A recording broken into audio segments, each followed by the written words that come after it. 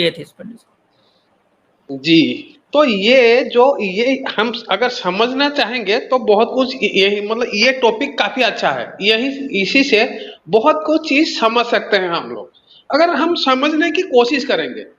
तो यहाँ पे है आपने टॉपिक रखा है मोनोएथिज्म और एथिज्म, ठीक है। तो यहाँ पे एथिज्म के ऊपर सबसे पहले बात कर लेते हैं। वहां पे दो तरह की एथिस्ट होते हैं, मैं जितना समझता हूं दो तरह की एथिस्ट होते हैं। एक जो अब्राहमिक रिलीजन से फर्स्ट जनरेशन निकले हुए हैं, वो अपने आप को एथिस्ट बोलते हैं। जैसे हरीश सुल्तान हो गया, कालिद कमार हो गया, या साहिल हो गया, ये जितने भी आप जिनको मुर्तद कहते हो, जो एक्स मुस्लिम है, वो है फर्स्ट जनरेशन एथिस्ट। और दूसरे हम हैं सनातनी। हम हमारे पास तो कोई खुदा नहीं है, हम तो पहले से एथिस्ट है। मतलब ये रिलीजन ही एथिस्टिक रिलीजन, अगर आप इसको रिलीजन बोलना चाहो तो। वैसे धर्म मतलब रिलीजन नहीं होता। पंडित जी। एक मिनट, मैं आपको 1 मिनट टोकता हूँ, रोक देता हूँ कि मुझे लग रहा ओके। है कि शायद आप सनातन धर्म को गलत रिप्रेजेंट कर रहे हैं। आई थिंक के 99.99% जो सनातन को मानने वाले हैं वो आपकी इस बात से एग्री नहीं करेंगे कि वो एथिस्ट होते हैं और वो किसी उनके पास कोई गॉड नहीं है, कोई कोई खुदा नहीं। आई डोंट थिंक, क्योंकि मेरे जानने में मतलब हज़ारों हिंदू भाई हैं ना हमारे, वो सब एक यानी किसी न किसी खुदा पे बिलीव रखते हैं। मैं तो उनको रोज़ देखता हूँ। तो नहीं मेरे नहीं हिसाब से इसमें साहब आप अपना पॉइंट रखें कि मेरे हिसाब से इसको सनातन धर्म का स्टैंड ना कहें कि सनातन धर्म का स्टैंड है कि वो किसी खुदा में जो है भगवान में कह लें या सुपर बीइंग में जो है वो विश्वास नहीं रखता है। ये गलत हो ओके। जाएगा सनातन धर्म के। जी। ओके ठीक है, मैंने आपकी बात मान ली। तो हम फिर एनालिसिस करेंगे, ये गॉड का डेफिनेशन तो कुछ होगा। तो गॉड आप कह रहे हो कि वैरायटी खुदा के ऊपर ये लोग ईमान लाते हैं। तो आप खुद देखो, एक जगह गॉड की डेफिनेशन लिखो, एक जगह राम जी की डेफिनेशन लिखो, एक जगह कृष्ण जी की डेफिनेशन लिखो, दोनों को मिलाओ। अगर दोनों कोइंसाइड करते हैं तो फिर ये ढेर सारे खुदाओं के ऊपर ईमान लाते हैं। आप जो बात कर रहे हो वो मैं मान लेता हूं। अगर नहीं कोइंसाइड कर रहा है तब, अगर गॉड का डेफिनेशन राम जी के साथ कोइंसाइड नहीं कर रहा है, गॉड मतलब गॉड ऑफ इब्राहिम या गॉड ऑफ अब्राहम, तो अगर ये दोनों कोइंसाइड नहीं कर रहे हैं तब क्या होगा? तो ये तो ढेर सारे देखें खुदाओं के ऊपर। नहीं, देखें इसमें असल बुनियादी गलती ये आप ये कर रहे हैं कि आप ये कह रहे हैं कि जो कॉन्सेप्ट ऑफ गॉड है पूरा का पूरा, जी। ठीक है, जी। इस्लाम में या क्रिश्चियनिटी में या जुडाइज्म में वैसा सेम टू सेम जो है वो राम जी के ऊपर फिट करेंगे तो वो उस डेफिनेशन पे नहीं आते। अगर हम कृष्ण हाँ। जी में फिट करेंगे तो वो उस डेफिनेशन में नहीं आते। ठीक है, जी। या इस तरह तो के फिर जो भी अवतार हैं उनके ऊपर हम फिट करेंगे तो उस पे नहीं आते। आपकी बात सही है कि इस्लाम का जो जो गॉड का, अल्लाह का जो डेफिनेशन है, या जुडाइज्म में जो यहोवा का डेफिनेशन है, या क्रिश्चियनिटी में जो गॉड का डेफिनेशन है, वो इन पे जो है वो पूरा नहीं आता। लेकिन देखें, सिर्फ यही डेफिनेशन से गॉड होना नहीं होता है। गॉड होने का जो एक बेसिक कॉन्सेप्ट है वो ये होता है कि वो एक क्रिएटर है इस दुनिया का, हमारे ओके। यूनिवर्स का, और उसके पास एक यानी कि ऐसी ताकत है कि जिससे वो सब कुछ को चलाता है और वो सुपर नेचुरल है। तो क्या अच्छा, ये कॉन्सेप्ट जो है वो हिंदुइज्म में नहीं पाया जाता? एक राम जी के ऊपर आप फिट करके देखो, राम जी क्या क्रिएटर है, वो दुनिया नहीं, को क्या राम जी के चलाते ऊपर हैं। नहीं आता, लेकिन जो जो हिंदुइज्म में जो ब्रह्म का जो कॉन्सेप्ट है उनको तो क्रिएटर ही मानते हैं ना। हाँ, तो ब्रह्मा जी को जो क्रिएटर मानते हैं, उस तरफ हम ब्रह्मा जी की मूर्ति कहाँ लगी हुई है? ये तो ब्रह्मा जी की वो ब्रह्मा जी के ऊपर। एथिस्ट पंडित जी, कोई जरूरी नहीं है कि हम जिसको गॉड मानते हो उसकी जो है हम मूर्ति भी लगाएं, कोई जरूरी नहीं है ना। वही तो मैं कह रहा हूँ, यहाँ पे जितने भी आप देख रहे हो, कोई भगवान गणेश के पास जाता है, आपके हिसाब से आप जो जो जैसा अब समझ रहे एथिस्ट हो पंडित साहब देखें, हमारी जो अंडरस्टैंडिंग है यानी कि as a Islamic viewpoint से सनातन धर्म को, हिंदुइज्म को लेकर के, वो ये है कि जितने भी हैं, कृष्ण जी हैं, राम जी हैं, ठीक है, इस तरह के जो भी हैं वो सब असल में गॉड नहीं है। वो सब हमारे यहाँ यानी कि जो कॉन्सेप्ट पाया जाता है मैसेंजर का, ठीक है ना, जी। तो उससे मिलते-जुलते हैं। उनका जो यानी कि राम जी या कृष्ण जी हैं, उनकी ज़िंदगी को हम देखते हैं, तो उनके जो क्वालिटीज़ दिखती हैं हमें, वो हमारे यहाँ जो पैगंबर का जो काम रखा गया है, जिसको हम प्रॉफ़िट कहते हैं, उससे बहुत यानी सिमिलरिटीज़ पाई जाती है। तो इसलिए हम इनको यानी कि कह लें कि एक सेक्रेड पर्सनैलिटी के तौर पे देखते हैं, ना कि एक गॉड के तौर पे। लेकिन जो जी। हिंदुइज़्म में जो ब्रह्मा का जो कॉन्सेप्ट है, उसको हम गॉड के तौर पे देखते हैं। अच्छा, तो सुनिए, तो हाँ, ये लोग तो मंदिर जाते हैं, ये शिव जी के पास भी जाते हैं, लक्ष्मी माता के पास भी जाते हैं, दुर्गा माता के पास जाते हैं, काली माता के पास जाते हैं, ये राम जी के पास जाते हैं, गणेश भगवान के पास जाते हैं, ढेर सारे मंदिर हैं, ठीक है। तो यहाँ पे तो फिर ये आप जो बोल रहे हो, ये हिंदू ढेर सारे खुदाओं की इबादत कर रहे हैं, कहीं ना कहीं ये चीज मतलब कोइंसाइड नहीं कर रहा है, ये जी, हिंदू इसमें अतीश पंडित जी, इसमें कोई शक नहीं है कि हिंदुइज़्म के अंदर जो है, वो एक से ज़्यादा खुदा का कॉन्सेप्ट है। यानी कि खुदा का मतलब कि ऐसे पर्सनैलिटीज़ जो उनके सुपरनेचुरल यानी कि फिनोमेना में काम कर सकती है। यानी कि जैसे कि हमारे इस्लाम में क्या है कि हमारे यहाँ ये है कि जो कुछ करने वाला है, वो सिर्फ़ खुदा है। ठीक है? उसके बिना, उसके परमिशन के बिना कोई भी सेक्रेड पर्सनैलिटी हो, कुछ भी हो, वो आपके किसी भी काम को सॉल्व नहीं कर सकता, हल नहीं कर सकता, आपके प्रॉब्लम को किसी तरह भी। लेकिन हिंदुइज़्म में क्या है कि वहाँ एक एक गॉड का तो कॉन्सेप्ट है, जो ब्रह्मा है कि वो असल मेन गॉड है या वो क्रिएटर है। लेकिन उसके साथ-साथ उनका ये भी कॉन्सेप्ट है कि जो जैसे शिव जी हैं, ठीक है? और जैसे मान लें कि राम जी हैं, कृष्ण जी हैं, तो इन सब के पास भी एक पावर है कि वो भी जो है वो हमारे प्रॉब्लम को सॉल्व कर सकते हैं। तो एक वहाँ गॉड का इसलिए हम कहते हैं कि पॉलीथीज़्म यही होता है कि वहाँ एक गॉड का तो होता है कॉन्सेप्ट, लेकिन उसके साथ-साथ उनका ये भी कॉन्सेप्ट होता है कि दूसरे लोग भी हैं, ठीक है? जो हमारे प्रॉब्लम को सॉल्व कर सकते हैं। नहीं तो नहीं ये बेसिक प्रोजेक्ट सुनिए, ये यहाँ पे काफी अच्छी बात मैं आपको बोल रहा हूँ। प्रॉब्लम, हर एक इंसान की प्रॉब्लम उनकी बिलीफ ही सॉल्व करती है, ओनली बिलीफ, ठीक है, ओनली बिलीफ।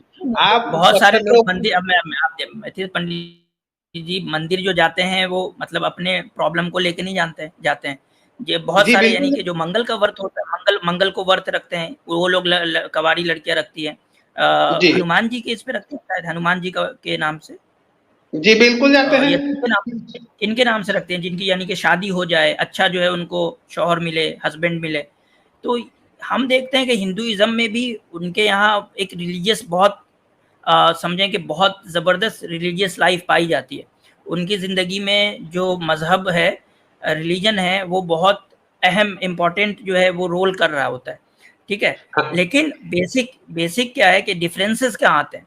हमारे यहाँ आता है कि हम ये इस्लाम ये बताता है कि सिर्फ़ और सिर्फ़ एक खुदा है, जिसके पास एक पावर है, ऑल माइटी है वो, और वो जो है वो आपके और उस खुदा तक पहुँचने के लिए आपको किसी बीच के वास्ते की ज़रूरत नहीं है। आपका ओके। उस खुदा से जो एक डायरेक्ट कनेक्शन है, वो मसले हल करेगा। आपको किसी मौलवी की, किसी पादरी की या किसी और की या बीच में किसी मीडिएटर की ज़रूरत नहीं है, जो आपके प्रॉब्लम को वहाँ से सॉल्व करवा सके। आप डायरेक्ट जो है उनसे कनेक्शन बना के सॉल्व करवा सकते हैं।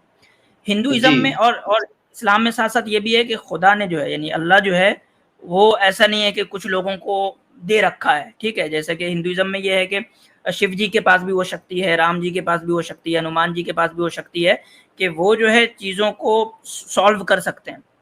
हमारे यहाँ इस्लाम में ये कॉन्सेप्ट नहीं है कि हमारे यहाँ जो है वो मिसाल के तौर पे समझे कि बहुत सारे लोग दरगाह जाते हैं ना, ख्वाजा मोइनुद्दीन अजमेरी रहमतुल्लाह अलैह के दरगाह पे जाते हैं अजमेर शरीफ। ये इस्लाम के खिलाफ है कि हम ये समझें कि वो जो हैं ख्वाजा जी जो हैं वो हमारे प्रॉब्लम को सॉल्व कर सकते हैं, ये नहीं है। ओके। तो हाँ, ये तो बेसिक सुनिए जी, हिंदू जो जाते हैं तो उनका प्रॉब्लम सॉल्व होता है कि नहीं होता है? अगर नहीं होता तो नहीं जाते, हो रहा है ऑफ इसलिए कोर्स जा रहे होता है हैं। ना उनका प्रॉब्लम सॉल्व। अच्छा, तो फिर यहाँ पे मुसलमानों का भी प्रॉब्लम सॉल्व होता है। वो जब मन्नत मांगते हैं, अल्लाह से मांगते हैं, खैर जिनको जिनके पास से भी वो मांगते हैं, तो उनका कोई ज़रूरी नहीं है, यतीश पंडित जी कोई ज़रूरी नहीं है कि मुसलमान जो है वो मेरे पास ऐसे बहुत सारे केसेस आते रहते हैं जिसमें बहुत सारी कहानियाँ रहती हैं कि वो जी जो है एक रिलीजियस लाइफ गुजार रहा है, वो जो है खूब नमाज पढ़ रहा है, दुआ कर रहा है, लेकिन उसकी जो है प्रॉब्लम सॉल्व नहीं हो रही। तो कोई ज़रूरी नहीं है कि आप मुसलमान हैं तो आपकी प्रॉब्लम सॉल्व हो जाएगी, आप हिंदू हैं तो आपकी प्रॉब्लम सॉल्व नहीं होगी, ऐसे नहीं होता।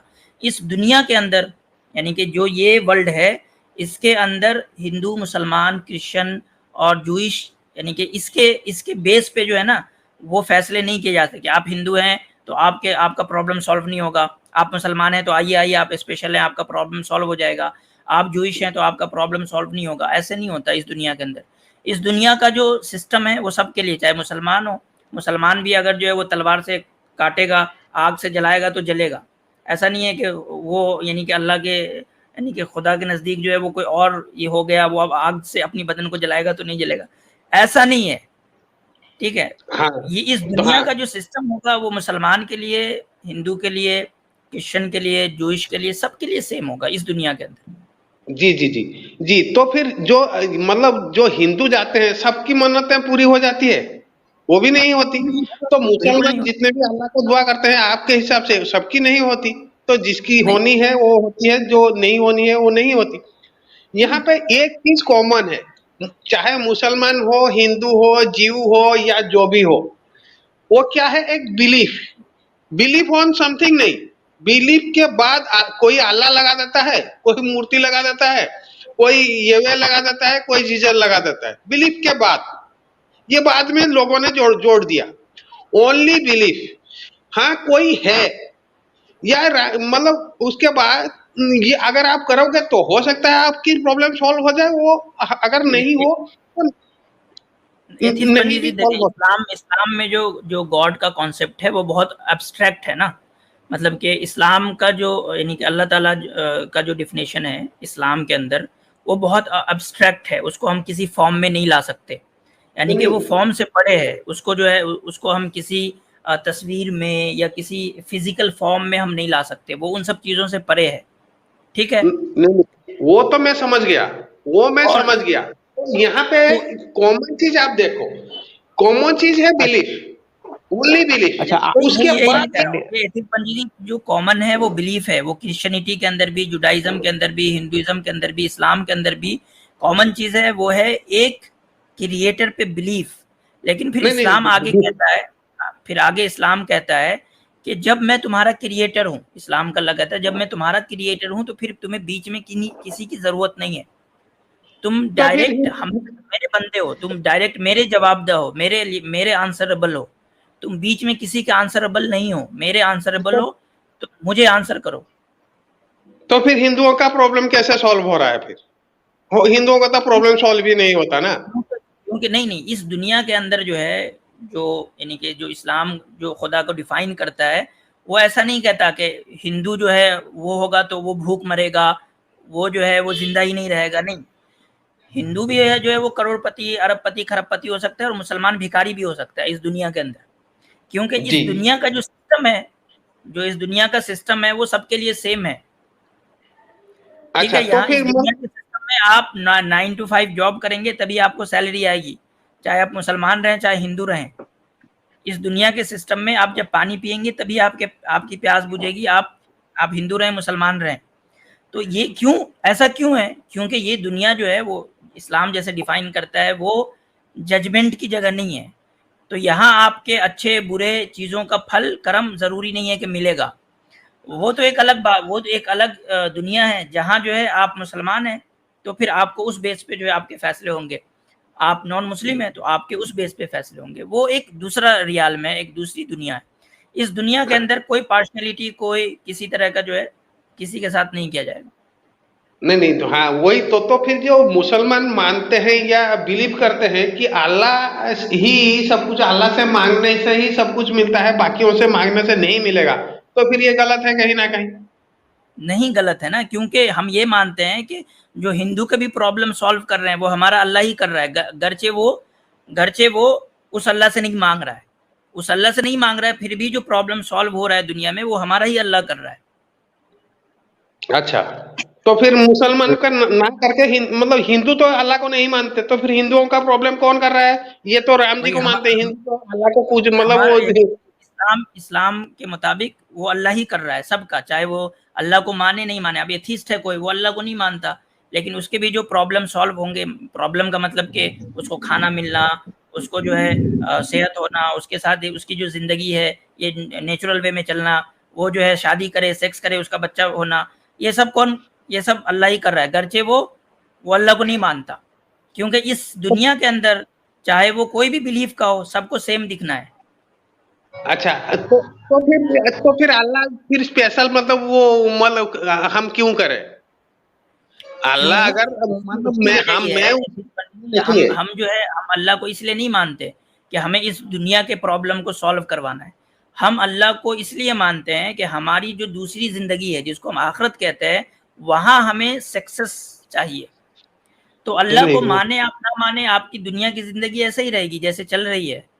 आपके जो अल्टीमेट सक्सेस है, अल्टीमेट सक्सेस जो है इस्लाम के अकॉर्डिंग, जो अल्टीमेट सक्सेस है, वो इस दुनिया के बाद की सक्सेस है, वो डिपेंड करती है अल्लाह को मानने नहीं मानने पे।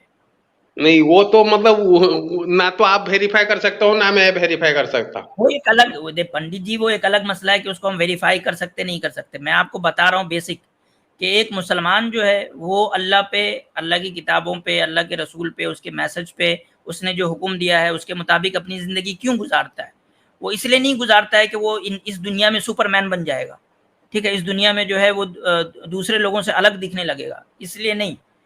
वो इसलिए मानते हैं कि वो आखिरत में जो अल्टीमेट सक्सेस है, जो असल कामयाबी है, वो उसको मिल जाए, इसके लिए हम मानते हैं। ऐसा नहीं है कि हम आज भिखारी हैं, हम जो है वो अल्लाह को मानने लगे, सब कुछ करने लगे तो हम जो है खटाक से अभी जो है अरबपति बन जाएंगे, ऐसे नहीं होता।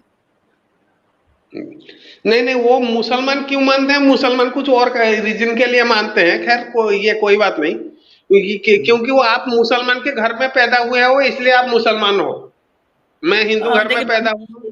जी। ये अक्सर लोग मुझसे बोलते हैं, तो ऐसा नहीं है कि जो नॉन मुस्लिम घराने में पैदा हो रहे क्या वो मुसलमान नहीं होते, और जो मुसलमान घर में पैदा हो रहे क्या वो इस्लाम से नहीं फिर जाते।